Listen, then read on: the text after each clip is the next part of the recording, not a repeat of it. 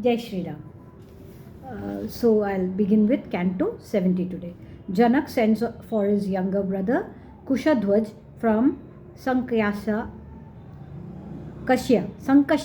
Invited by him, Dashrath meets Janak at the latter's palace, where at the instance of Dashrath, Vashishta glorifies the race of Ikshvaku.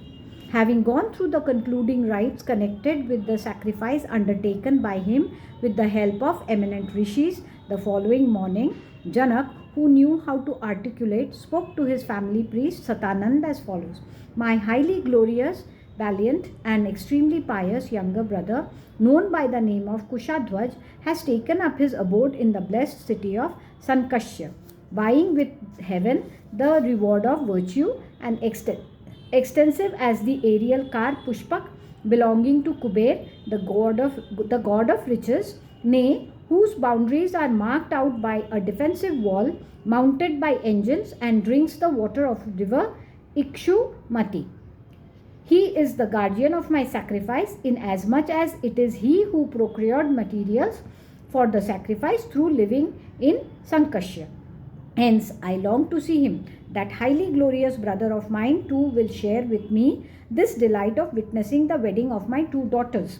When these words were uttered by Janak in the presence of Satanand, some level-headed messengers turned up and Janak duly instructed them. Like Indra's men proceeding under his orders to bring his younger brother Upendra of the divine dwarf, they rose at the king's command on swift horses to bring Kushadhwaj, a tiger among men. Reaching Sankashya, they met Kushadhwaj and correctly made known to him the tidings at Mithila as well as what was contemplated by Janak. Hearing the story of Janak as told by the foremost of his envoys, who were very swift-footed, Kushadhwaj turned up immediately in obedience to the king's command. He saw the high-souled Janak, who was a lover of righteousness, and greeting Satanand as well as the most pious Janak, he took his seat on a most wonderful throne worthy of kings. Having both sat down, the valiant brothers, who were possessed of infinite glory, called and commanded Sudamana, the foremost of their counselors, in the following words: Proceed quickly, O chief of counselors, to the formidable King Dashrath, a scion of Ikshvaku, of limitless glory, and bring him along with his sons and counselors. Going to the lodging of King Dashrath, of course, he saw Dashrath, the promoter of the race of the Raghus, and greeting him with his head bent low, submitted as follows: The celebrated King Janak, belonging to the line of Videhas, the ruler of Mithila, O heroic king of Ayodhya, is eager to see you along with your preceptor and family priest. Hearing the submissions of Sudamana, the chief of the counselors of Janak, the king Dashrath, accompanied by a multitude of sages as well as by his relations, called where Janak was. Taking his seat along with his counselors, preceptors, and relations, Dashrath, the foremost of those who know how to speak, spoke to Janak, who belonged to the line of Videhas, as follows: It may be known to you, O great king, that the very powerful sage Vashishta, the adored of the house of Ikshvaku, is our spokesman in all matters. Seated by the side of all great seers, the aforesaid Vashishta, whose mind is given to piety, will, with the approval of Vishwamitra, recount my pedigree in order of sequence. When Dashrath became silent, the very powerful and omniscient Vashishta, who knows how to speak, spoke to Janak, the ornament of the Videhas, and his family priest as follows: Born to the unmanifest Prakriti Brahma, the creator of the universe, is immortal, eternal, in the sense that he lives in an age of two paradhars and free from decay. To him was born sage Mariki. Mariki's son was sage Kashyap. Vivaswan, the sun god, was born to Kashyap. Vivaswan's son was known as Manu. Manu was a Prajapati, a lord of created beings in the past, and Ikshvaku was the son of Manu. Know the aforesaid Ikshvaku to have been the very first ruler of Ayodhya. Nay, Ikshvaku's glorious son was widely known by the name of Kukshi, and the illustrious Vikukshi was born as a son to Kukshi. The highly glorious and mighty Bana again was the son of Vikukshi, and even so Anaranya was the highly glorious and mighty son of Bana.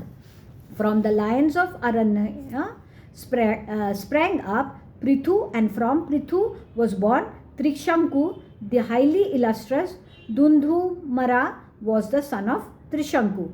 From Dundhumara sprang up the highly glorious Yuvanasva, a great car warrior, and King Mandhata was the son of Yuvanasva. The glorious Susandhi again was born as the son of Mandhata, while Dhruva Sandhi and Prasanjit were the two sons of Susandhi. The illustrious son of Dhruva Sandhi again, as is well known, was Bharat by name, and from Bharat sprang up a highly glorious son Ashita by name, against whom the Haihayas and Talajanas and the valiant Shashabindus, these rival princes, stood as enemies. While confronting them in battle, of course, the said king was routed and banished from his kingdom by the enemy, who usurped his throne. Retiring to the Himalayas along with his two consorts, then King Ashita, who had a small force left with him, met his death, a necessary adjunct of time. His two wives, of course, happened to be enceinte at that moment, so it is heard. One of them gave food mixed with poison to her co-wife in order to get rid of her fetus.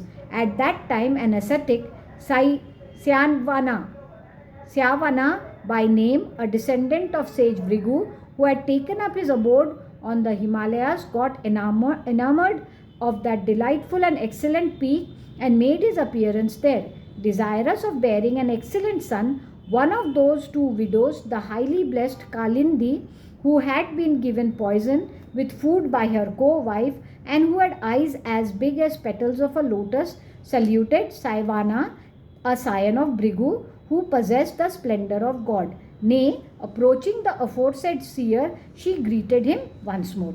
As regards the birth of her son, of a son to her, the aforesaid Brahman said to her, eager as she was to have a healthy son, from your womb, O highly fortunate lady, will be born with poison, not long afterwards, a noble and charming son, possessing unique strength, exceedingly powerful and highly glorious.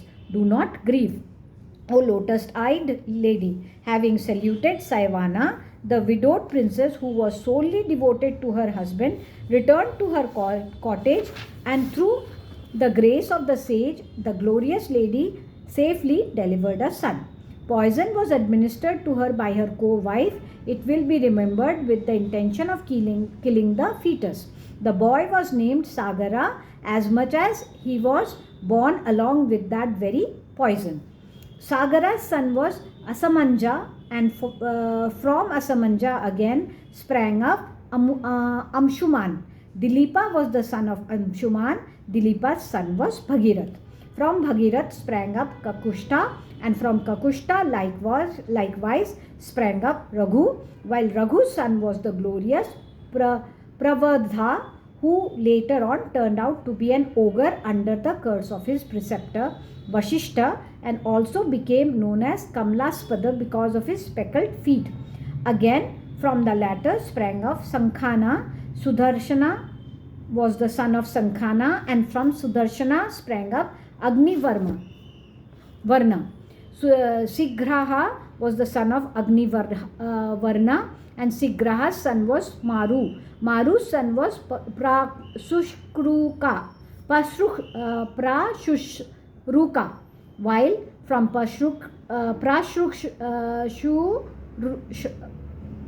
Prasushruka sprang up Ambarisa. Ambarisa's son again was King Nahusha, and Nahusha's son was Yayati, while Nabhaga was the son of Yayati. Nabhaga's son was Aja, and from Aja sprang up Dashrath. To this Dashrath present before you were born the two brothers Sri Ram and Lakshman, along with their two other brothers Bharat and Shatrughan. On behalf of King Dashrath, as his family priest, I sue for you for your two daughters, O protector of men, for the sake of Sri Ram and Lakshman, belonging as they do to the line of exceedingly pious, valiant, and truthful monarchs born in the race of Ikshvaku and absolutely pure of descent from the very beginning. Be pleased, O jewel among men, to give away your worthy daughters to the two equally worthy princes. Thus ends Canto 70 in the Balakand of the glorious Ramayan of Valmiki, the work of a rishi and the oldest epic. Now we come to Canto 71. Recounting his own pedigree, Janak offers the hand of his two daughters Sita and Urmila to Sri Ram and Lakshman respectively. To Vashisht, who was speaking as aforesaid, Janak with folded hands replied as follows. Be pleased to hear our genealogy, which is going to be recounted by us. May God bless you. On the eve of giving away one's daughters to a bridegroom, O jewel among sages, one's pedigree needs to be exhaustively recited by one coming of a respectable family. Therefore, hear my pedigree as is being narrated by us, O Brahman of great wisdom. There was a most pious-minded king, Nimi by name, who was the foremost of all powerful men and celebrated in all the three worlds for his deeds. His son was Mithi by name. Mithi's son was Janak, the first ruler bearing the title of Janak. From Janak again sprang Udavasu. From Udavasu indeed sprang up Nandivardhana, whose mind was really given to piety. Nandivardhana's gallant son, as is well known, was Suketu by name. From Suketu again sprang up the pious-minded and very mighty Devarata, the son of the royal sage. Devarata was known as Brihadrata. The gallant and glorious Mahavira was the son of Brihadrata. Mahavira's steadfast and truly valiant son was Sudhriti. Sudhriti's son again was the highly pious Drishtaketu, whose mind was given to righteousness, and the son of the royal sage Drishtaketu was widely known by the name of Haryasva. Haryasva's son was Maru. Maru's son was Pratindhaka, and Pratindhaka's pious-minded son was King Kirtiratha. Kirtiratha's son again was known as Devamidha. Devamidha's son was Vibhudha, and Vibhudha's Mahidraka. Mahidraka's son was the mighty king Kirtiratha. Maharoma was born as the son of the royal sage Kirtiratha. From Mahorama indeed sprang up the pious-minded Swarnaroma, and from the royal sage Swarnaroma sprang up Harshavaroma. A couple of sons were born to that high-souled king who knew what is right, myself being the elder and my valiant brother Kushadhwaja the younger. Installing me, the elder one, on the throne and entrusting Kushadhwaja to me as my charge, the king my father retired to the forest. My aged father having ascended to heaven, I bore the burden of kinship put by him on my shoulders in conformity with the principles of righteousness, looking after with affection my brother Kushadhwaj, who shines like a god. Some time later, the powerful king Sudhanva came all the way from the town of Sankashya and besieged Mithila. He sent word to me saying, the superb bow belonging to Lord Shiva as well as your lotus-eyed daughter Sita may kindly be given away to me. On my refusal, O great seer, he fought with me, with the result that fighting face to face with me on the battlefield, the aforesaid King Sudhanva was eventually killed by me. Having got rid of the said King Sudhanva, O jewel among sages, I enthroned my valiant brother Kushadhwaja at Sankashya. This younger brother of mine as well as I, the elder, most delightfully offer to you my two daughters as your daughters-in-law, Sita for Sri Ram and Urmila for Lakshmana. O eminent sage, may prosperity attend you on you, O jewel among sages. I repeat thrice, full of supreme delight, I offer as your daughters-in-law my daughter Sita, who resembles a daughter of the gods and has been won by Sri Ram through personal valor, as also Urmila, my second daughter. There is no doubt about it, O jewel among sages. Turning to Dashrath, please get the formality of Samavarthana, the ceremony of returning to one's own parents' home after completing one's studies at the residence of one's teacher, marked with the shaving of one's hair on the head as well as on the armpits. Gone through by Sri Ram and Lakshman with delight, and then perform Nandi Shraddha, a ceremony intended to propitiate one's departed ancestors preliminary to matrimony. May God betide you, O King. Indeed, the constellation Megha is in the ascendant today, O mighty armed King. On the third day, when the celebrated Uttara Falguni mansion is in the ascendant, my Lord, perform the wedding ceremony. Gifts which are calculated to bring happiness in its wake should be made for the welfare of Sri Ram and Lakshman. Thus ends Canto 71 of the Balakand of the glorious Ramayan of Valmiki, the work of a Rishi and the oldest epic. Jai Shri Ram.